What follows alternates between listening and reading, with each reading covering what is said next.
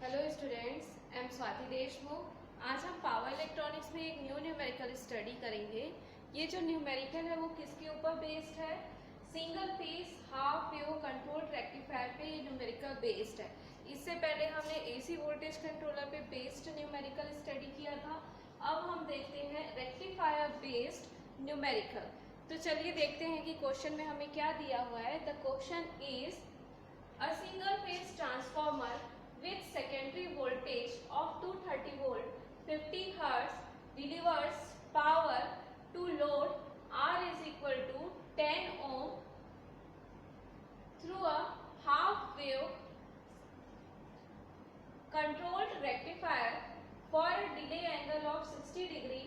Determine average output voltage and current, and second RMS value of output voltage and current. Third is rectification efficiency and fourth one is form factor. तो हमें ये चार चीज calculate करना है।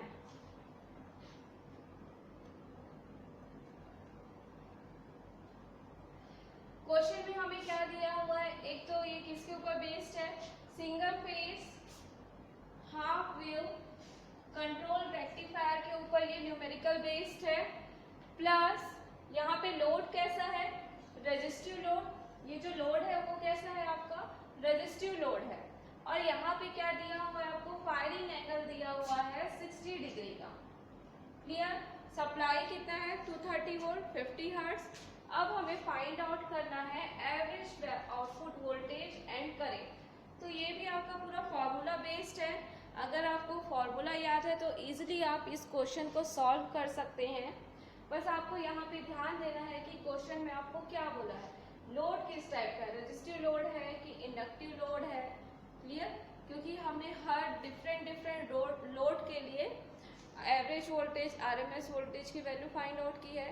तो आपको न्यूमेरिकल में सबसे पहले देखना है कि आपको क्वेश्चन में क्या बोला है, हाफ वेव या फुल वेव या फिर लोड देखना है। आर लोड के लिए है, आर एल लोड के लिए है। क्लियर? तो चलिए इसे हम सॉल्व करते हैं। तो सबसे पहले हम देखते हैं कि हमें क्या क्या दिया हुआ है। सबसे पहले हमें क्या दिया हुआ है? Supply voltage. सप्लाई वोल्टेज कितना दिया हुआ है? Vs। Vs is equal to 230 volt. Clear? Next जो लोड है वो क्या है? Resistive load, that is R। R is equal to resistive load.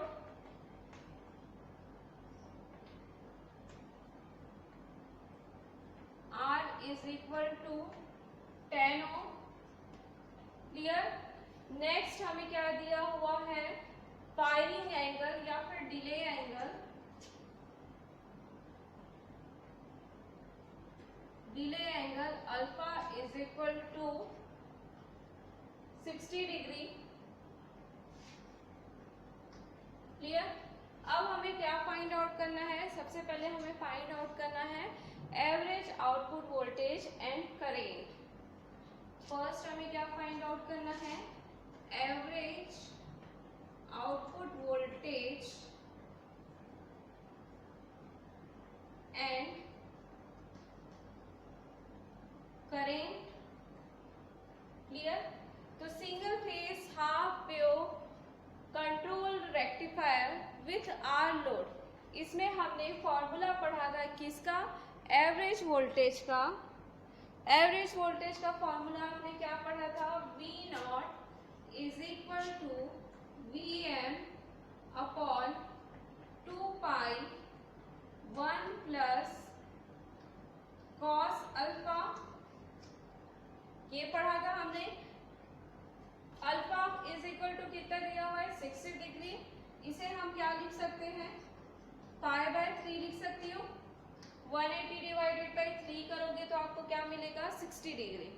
तो जब हमने डेरिवेशन इसका पढ़ा था, वर्किंग पढ़ा था, हाफ वेव कंट्रोल्ड रेक्टिफायर का विथ आर लोड, तो वहां पे हमने एवरेज आउटपुट वोल्टेज का डेरिवेशन किया था।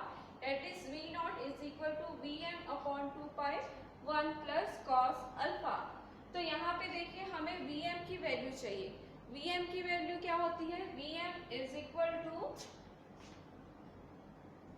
√2 इंटू Vs। क्लियर? तो यहाँ पे Vs कितना है? 230 वोल्ट। तो क्या हो जाएगा? √2 इंटू 230 वोल्ट। क्या मिल जाएगा हमें? Vm की वैल्यू। तो यहाँ पे हम Vm की वैल्यू क्या रखेंगे? V not is equal to Vm is √2 230 volt divided by 2 pi 1 plus cos alpha. Alpha is 60 degree. यहाँ पे आप क्या रखोगे? 60 डिग्री। पाई बाई 3 नहीं रखोगे। क्लियर? क्योंकि यहाँ पे क्या है? कॉस वाला टर्म है, तो यहाँ पे हम क्या रखे हैं? Cos 60 degree. अब आप जब इसको सॉल्व करोगे तो आपको कितना मिलेगा? V not is equal to 77.64 volt is the average output voltage. Clear? ये हमने फाइंड आउट कर लिया। अब नेक्स्ट हमें क्या फाइंड आउट करना था? एवरेज आउटपुट करें। एवरेज आउटपुट करें। क्या होता है? I not is equal to V not divided by R। Clear? Because of resistive load I not is equal to क्या होगा? V not divided by R। V not is 77.64 divided by 10, then I naught is equal to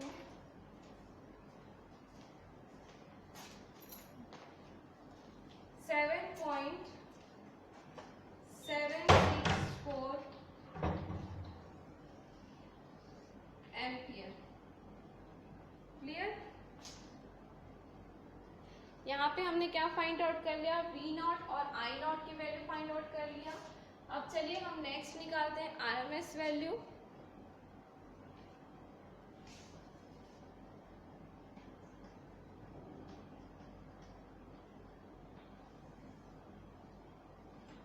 second हमें क्या find out करना है?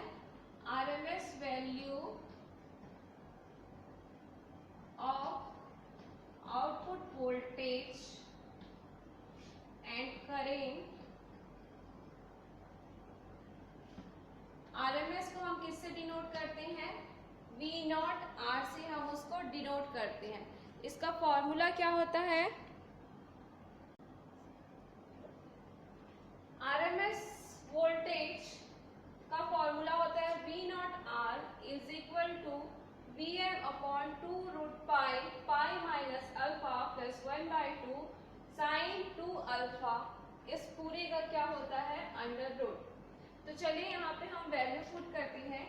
V not R is equal to Vm is √2 into 230 divided by 2 root pi pi minus, अब देखें यहाँ पे हम alpha की वैल्यू क्या पुट करेंगे? अल्फा की वैल्यू हम पुट करेंगे पाई बाय 3। क्लियर? यहाँ पे हम क्या पुट करेंगे? Pi by 3 plus 1/2 sine 2। अब यहाँ पे साइन वाला टर्म है तो अल्फा की क्या वैल्यू पुट करेंगे हम? 60 डिग्री 1/2। अब जब आप इसको सॉल्व करोगे तो आपको क्या मिलेगा? RMS वैल्यू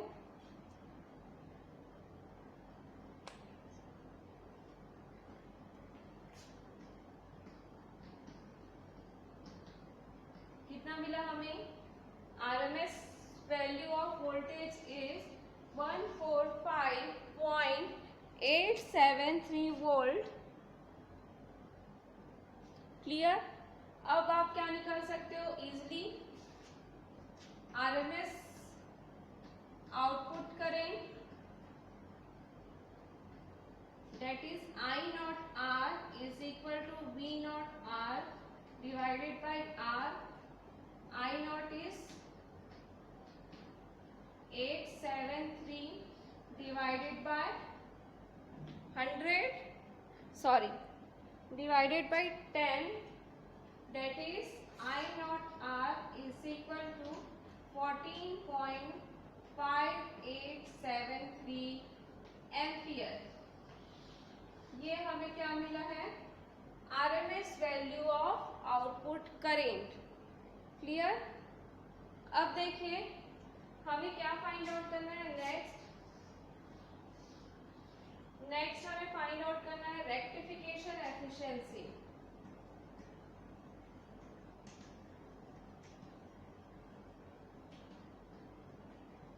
एफिशिएंसी हमें निकालनी है, rectification efficiency. Efficiency is equal to क्या होता है? Output divided by input. Efficiency is equal to क्या होता है? Output divided by input. तो देखिए ये क्या है? रेक्टिफायर है ना। तो रेक्टिफायर क्या काम करता है? एसी को डीसी में कन्वर्ट करने का काम करता है। रेक्टिफायर क्या काम कर रहा है? एसी को डीसी में कन्वर्ट कर रहा है। तो यहाँ पे हमें आउटपुट क्या मिला है?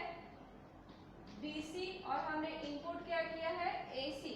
तो rectification efficiency is equal to क्या हो जाएगा? टोटल पावर आउटपुट में मतलब पीडीसी एंड इनपुट में हमें कितना दिया है वो। क्लियर? ऐसा लिख सकती हूँ, efficiency is equal to PDC divided by PAC, means total power at load side and total power at source side. तो हम इनपुट क्या देते हैं? एसी, और हमें आउटपुट क्या मिलता है? डीसी मिलता है। तो आप देखिए पीडीसी मतलब डीसी को हम किससे मेजर करते हैं? एवरेज वोल्टेज से। तो P इज इक्वल टू क्या हो जाएगा? V naught I not average voltage, and current को हम किससे डिनोट करते हैं? V naught I not. और ये किस में यूज होता है? डीसी में। डीसी में हम एवरेज वोल्टेज यूज करते हैं। तो क्या हो जाएगा? V naught I not is equal to PDC, and AC में हम क्या यूज करते हैं? RMS value. एसी में हम क्या यूज करते हैं? RMS value. तो आपने RMS वैल्यू भी निकाला है, V not R and I not R। इनकी आप रखोगे value. V not is 77.64 and I not is 7.764 divided by V not R is 145.873 into 14.5873 into 100।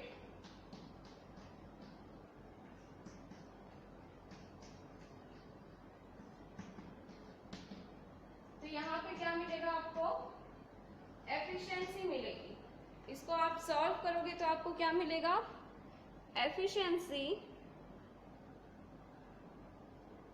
that is 28.33%। Clear? Next आप क्या निकालोगे? Form factor. Form factor is equal to क्या होता है? V not R divided by V naught, RMS value of voltage divided by average value of current, average value of voltage. ठीक है? तो आप इसको सॉल्व करोगे तो आपको क्या मिलेगा? V not R is 145.873 and V not is 77.64। तो आप इसको सॉल्व करोगे तो आपको क्या मिलेगा? फॉर्म फैक्टर की वैल्यू मिलेगी, that is 1.879। 1.879 is the form factor। Clear?